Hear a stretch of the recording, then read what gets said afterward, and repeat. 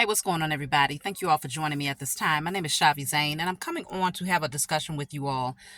So, if you find that this message resonates, please be sure to like and subscribe. Leave a comment below to, give your input. So I received a text today from someone. I won't mention the person's name, but obviously they are a teacher out in Florida.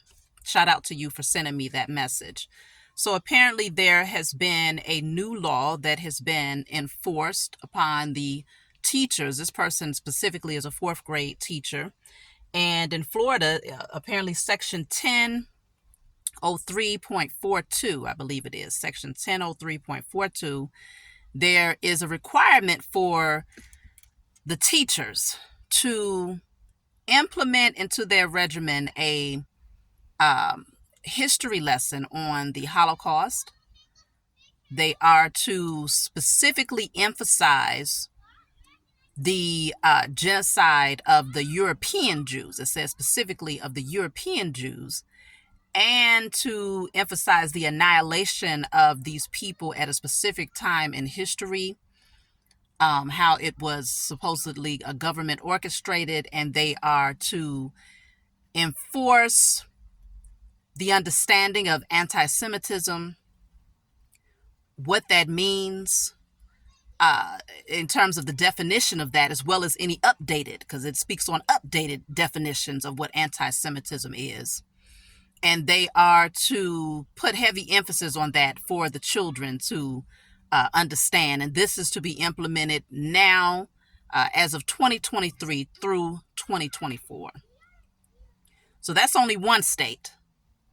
Now, I'm pretty sure there's quite a number of them that are now jumping on board with this. So now that's mandatory. So that's one thing. There was also a clip that I was watching. This was on YouTube, of a Palestinian woman. She is an American Palestinian, but she was a speech therapist. I believe at a university or maybe at a school, some sort of school. She was a speech therapist. And she received a new contract that she had to sign, which would put her in a position where she would have to sign that she would not speak against Israel or anything going on in Israel. Now, this was a year ago. She received that, and she was not on board with what she read. She was not, she did not agree to it. And so she consulted with the higher ups or whatnot. She went through the hierarchy to see if they could make some adjustments on her behalf, because she felt like she would be going against her own if she signed off on that. And so they told her, hey, if you don't sign it, then you're not going to get your money. We won't pay you. So she was practically forced to resign. And now she's in a process of suing. That was a year ago. So obviously you all know that what's currently happening over there in terms of the war and all of that was not going on a year ago. So this is just one of a couple of events that have been taking place that's showing you that there is a specific motive. There's something that's happening here. You all know what's going on. For the sake of maintaining my channel, I won't get too specific, but we've already spoken about how the powers that were are definitely in a very compromising position right now. What's happening at this time is anyone who lacks integrity is now exposing themselves, okay? And there is this agenda to label anyone who is in opposition to what they're doing. You automatically get coined, or you get defined as being an anti-Semite or practicing anti-Semitism if you are pro-Palestinian. I've seen too many news clips where there's lots of people protesting. I'm talking about major pushback, okay? And it's obviously not just the Middle Easterns that are protesting. This is people from all walks of life that's saying this is wrong. And all I see across the headlines is groups, they're saying this, groups of anti-Semitist or groups of people who are against the Jews. They're specifically calling them that. All because they're holding up Palestinian flags saying ceasefire. That's not fair. People should have the right, and they do. It's not should. People have the right, it is your birthright, to be able to openly express your disdain for any group of people if you feel that they are being suppressed, oppressed, okay, abused, misused, mistreated, made to feel inferior, pushed into a corner, bullied. You have the right to speak out on behalf of that group of people. And speaking out on behalf of that group of people does not make you anti anything. Well, it makes you, you are against. Anti means to be in opposition of. You are against those who lack integrity.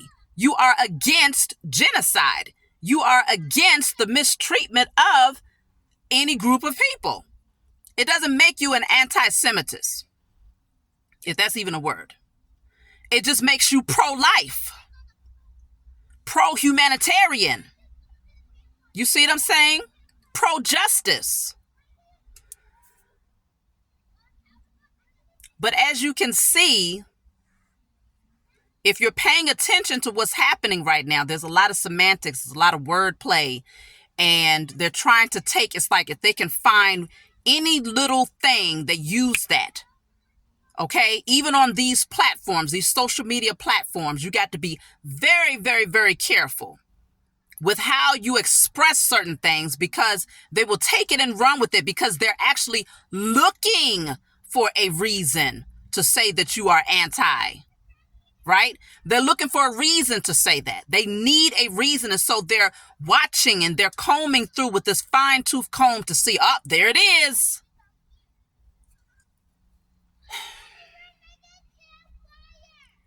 We are in very trying times right now.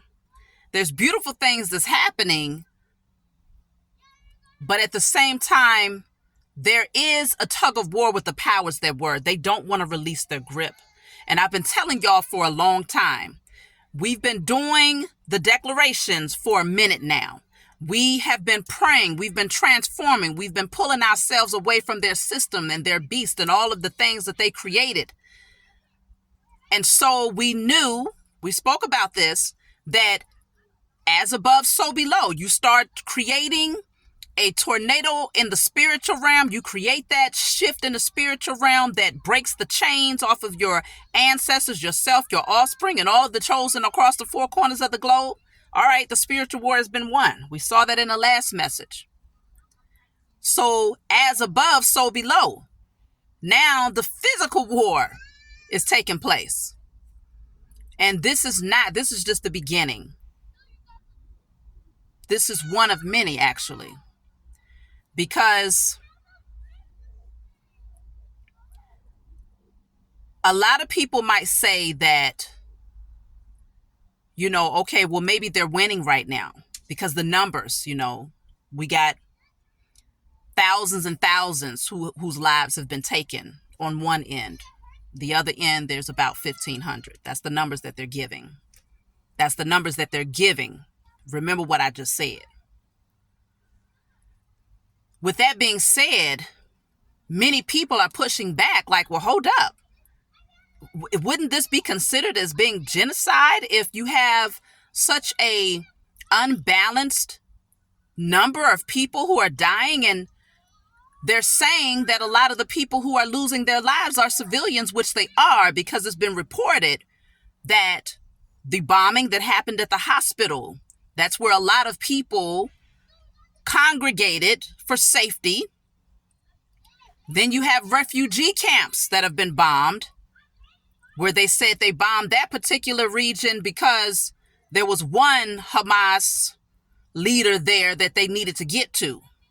So the sacrifice of many civilians was worth that one life, right? That's what they said. Then we're talking about bakeries where women are there baking bread because they don't have much food. Okay, remember, they were blocked from getting food. Water was not there. The water supply was very minimal. Okay, the generators going out. Hospitals are not able to maintain the lives of many patients because they don't know how much time they have with the generators out there. No electricity, no internet. So there's a lot of things that they were lacking. Many of them said, though, that even prior to this war kicking off, the living conditions of being in Gaza was not that much different from what it is now, where over 70% of them were already living in practically poverty, not having work. The water was already not so great. The food was already not so great, where they was not getting enough of much. They was pushed into this corner in Gaza, and life was still very impoverished for them, okay? But now they're having to fight for their lives. I've seen some messages where there's melanated people that's like, what does this have to do with us? Why should we care? And to some degree, I understand that point of view, because the fact is, melanated people, we have dealt with genocide for hundreds of years. Our ancestors went through massive genocide where there was millions of people who lost their lives under the hands of colonizers, criminals, okay? And there were not too many people, there was very little, if any, who stood up and said, hey, what are they doing over there in America? What are they doing to the melanated man, woman, and child over there? Why are they mistreating them? That's, inhumane. We must do something about it. We didn't get that type of support. And so a lot of melanated people, not only that, but a lot of melanated people also feel that because of the sub-Saharan slave trade, which also killed off quite a bit of our ancestors, and we were also enslaved under the Middle Easterns at a specific time in history, that, a lot of them are saying, hey, on both ends, each side of the fence had their hand in taking us out of here. They had their hand in treating us like animals. And I understand that. I get that perspective 100%. But as a human being, it's very difficult to watch what's happening, what they're putting out in the media almost daily, right? And that's what really gets me about how, and my apologies, y'all, I'm sitting outside while my children play, so the lighting is not going to be the best. But you're watching on YouTube, for instance. They have all of the news stations now. A lot of people keep up with things on YouTube, and a lot of these people, they say things that are very, very rude, very disrespectful, but these channels on YouTube that are news stations, they don't get censored. They don't get their news station shut down on YouTube when certain leaders are calling other groups of people animals and saying that they need to be taken out like animals because they are animals and savages, and calling them all types of things. They don't get their channel taken down.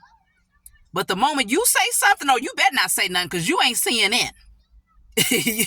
You ain't ABC and you ain't Channel 7 News. So you better not repeat what they said either, right? But either way, from this perspective, as a melanated woman, of course I know the history of my ancestors, and I still feel the pain of my ancestors, but I also know that I was sent here as one of the many divine beings who had to break that chain on behalf of my ancestors. But to sit back and to watch women and children and men, it don't matter who it is, be taken out in droves, taken out by the numbers, people who are just trying to get refuge, trying to find a safe place for their family, to live another day, to live to see another day, because they don't know what the future is going to bring. They just know that today, right now, they're hoping that they'll be breathing within the next 5 minutes. They can barely sleep. They're not eating, barely have any water to drink. That's not easy for me to watch. It's not easy for me to accept. Yes, it's happening in many other areas of the globe. This is not the only place where this has happened. But to see it put right there in your face, for the world to see, what it does is it's a trigger for a lot of melanated people specifically, because we know about what happened to our ancestors, but we wasn't here to see it, to really see it play out before our eyes what took place. This situation that's happening over there in that particular region is only a small fraction of what it felt like for the melanated man, woman, and child. We're talking about a few thousand versus millions. So this is, it's a very small taste of what our ancestors went through. Oh my gosh, it's so small. We're talking about alligator bait, children being used as alligator bait so that people could get nice handbags and alligator shoes, right?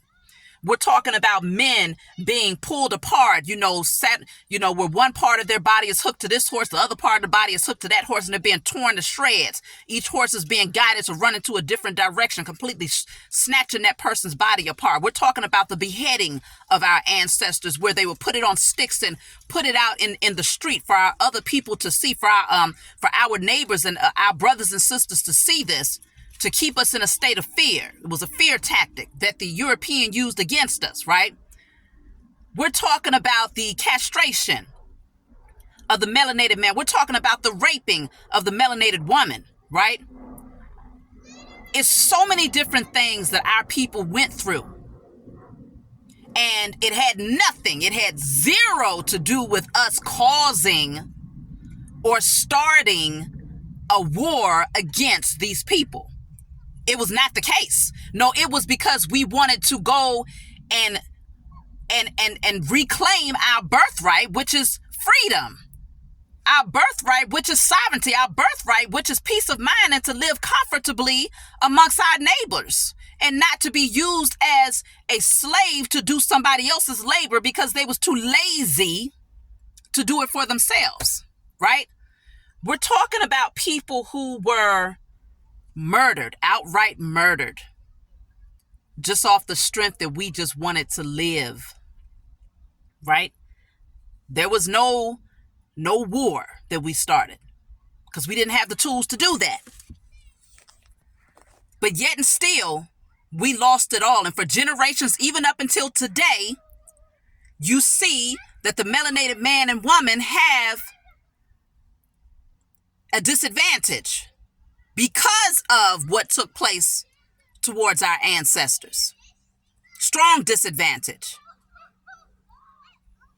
And even at the same time, you're watching our people get gunned down by the very system that is supposed to protect and serve. We see these things happen. It's continued to happen even until today. Hangings, lynchings, they still happen today, right here on American soil. And those other nations, those other lands, you don't see them standing up in the media saying, hey, America, the U.S. corporation specifically, we're calling you out. We're calling you out. We are consulting with the United Nations to establish that justice will be served, right? On behalf of the melanated man, woman, and child that you continue to mistreat, use, and abuse. It hasn't happened. But we have to consider that the melanated man, woman, and child, we have a different type of heart, okay? Not saying that there's not other nationalities of people who have been empathetic towards us, but not to the degree where they felt the need to stand up and speak out against it. We haven't had that type of support. So I understand when the melanated man and woman says this is not our battle. This has nothing to do with us. I get that. But at the same time, it's very difficult to watch what's happening and to not say anything about it. That's a very difficult thing to do right now. But consider when you do say something about it, you're being labeled. You're being labeled, you're being censored. Many people are losing their jobs. They're losing their careers. They're losing their titles. They're being banned. There's all types of stuff that's happening just because you decide to say, hey, I'm pro-life. I'm pro-humanitarianism. And automatically, the opposition is assuming that you have to be anti-Semitic to say that you're pro-life. This in and of itself lets you know that there is a specific agenda to quiet you, or to not just to quiet you, but to specifically to pretty much shape and form how you communicate. That's what it's all about. If they can't silence you, they want to create a narrative around how you go about communicating. That's definitely a form of control. This is why the Most High is stepping in. But first, before the powers that were lose their position of power, they must first show their hand. The people who are blinded to who they are must first see their agenda. That way, there's no question. When the powers that were lose their position, there's no question. There's no doubt as to who they were and why things unfolded the way that they did. Because when you have an understanding of who people are, the likelihood of you giving them another chance to ruin your life, it becomes that much more minimum.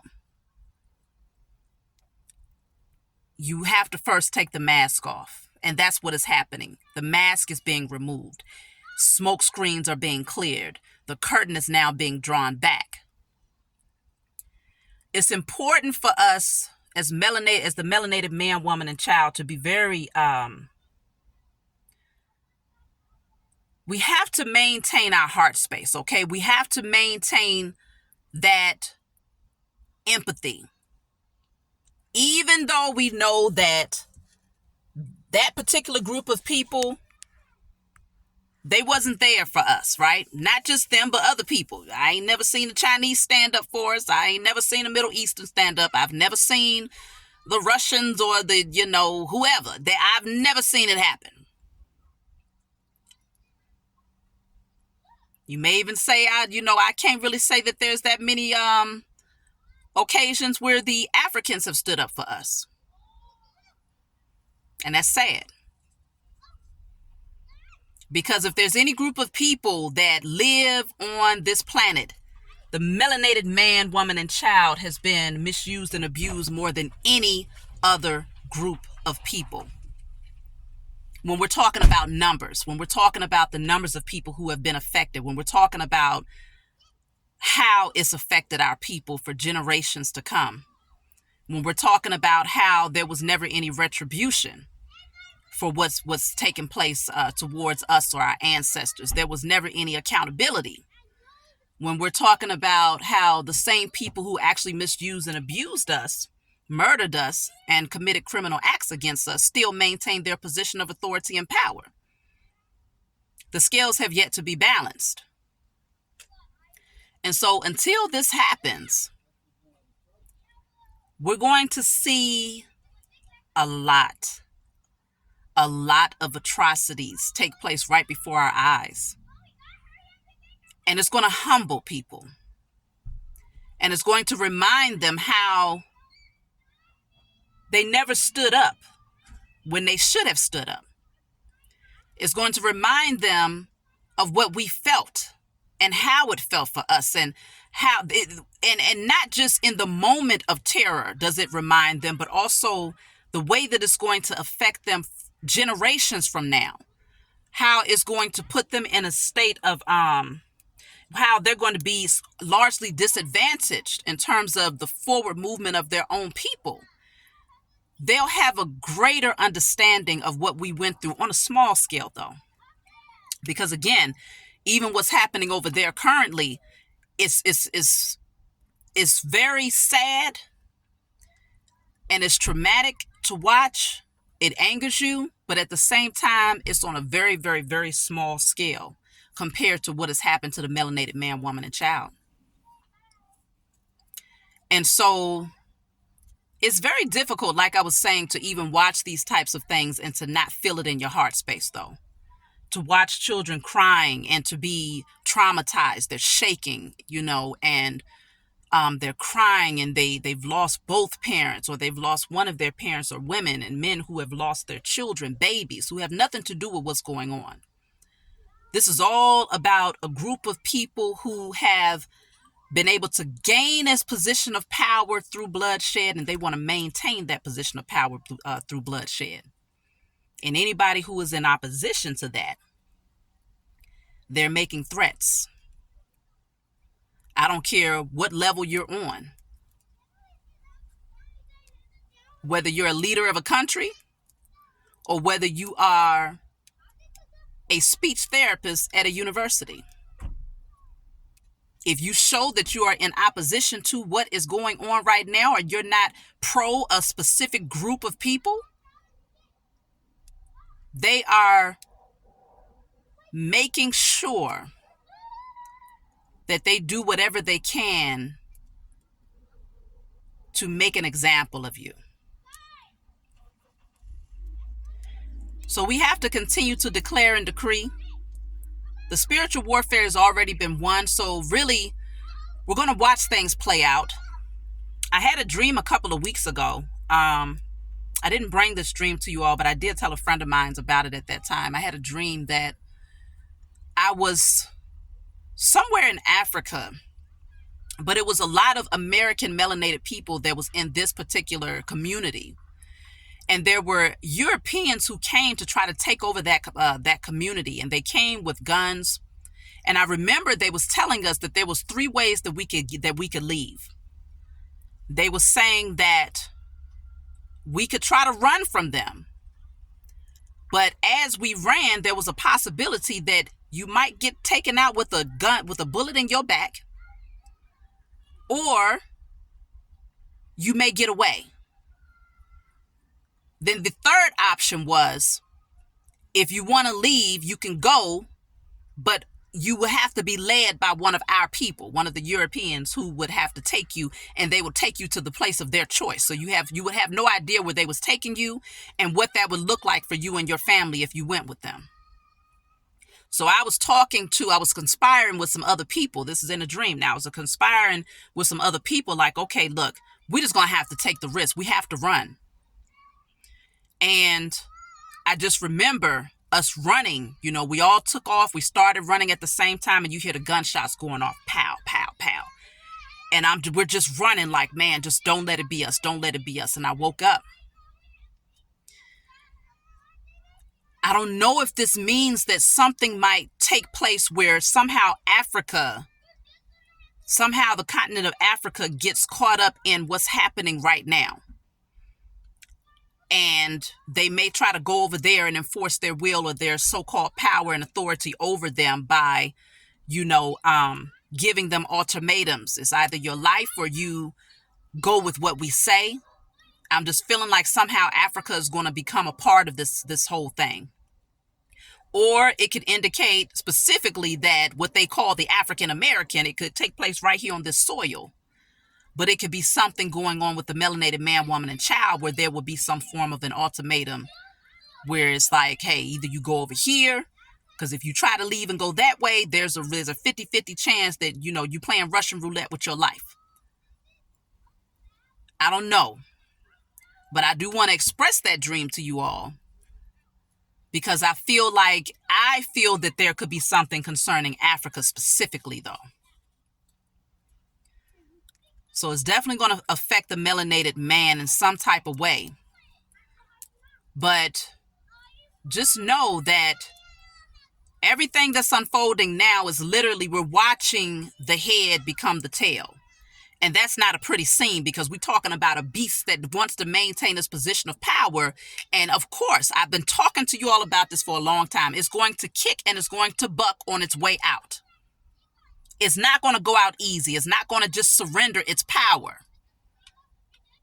It's going to fight, and it's going to fight at all costs. It doesn't care who gets hurt, because it had to hurt people in order to get into a position of power.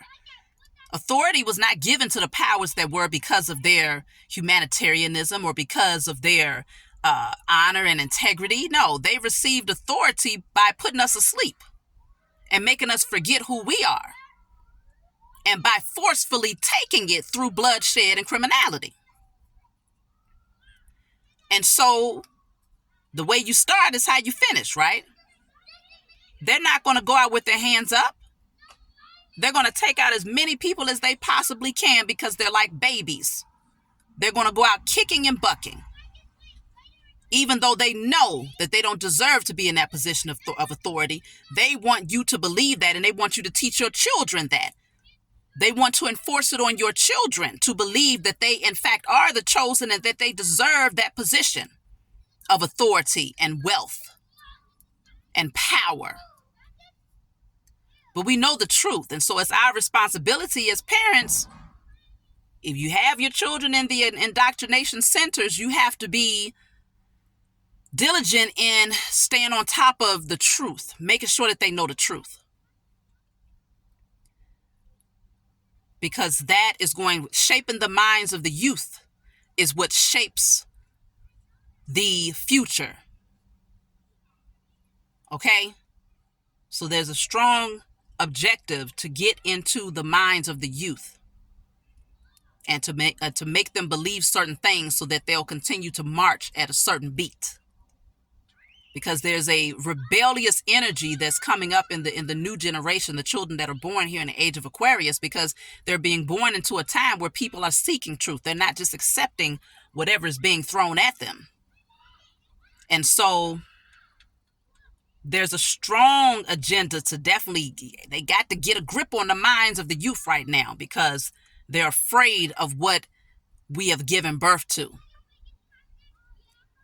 So we got to get them in order and make sure that they understand what's really going on out here. I talk to my children all the time.